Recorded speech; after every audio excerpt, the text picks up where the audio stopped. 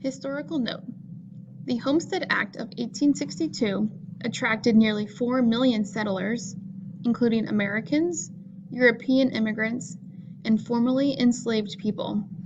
Settlers were allowed to claim up to 160 acres for the cost of a small licensing fee and an agreement to cultivate the land and build at least one 12-foot by 14-foot dwelling within 5 years.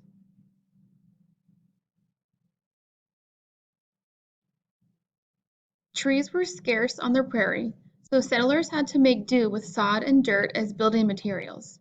Many buildings began as dugouts, which were often destroyed by floods or collapsing roofs, or by animals falling through the ceiling. The dugouts were replaced with above-ground wooden structures when lumber was available.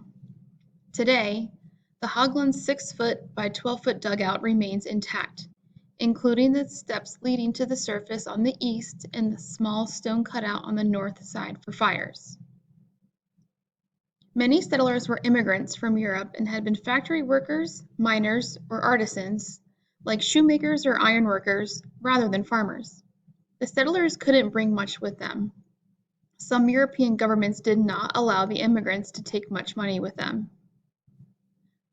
All some people could bring was clothing, a Bible, a book of sermons, a few wooden utensils, and some tools such as a spinning wheel or an axe. With so few supplies and no experience to prepare them for the hardships of the new, unfriendly environment, many settlers succumbed to illnesses and poor nutrition. However, those who survived the harsh conditions, such as the Hauglands, began legacies that carry on today.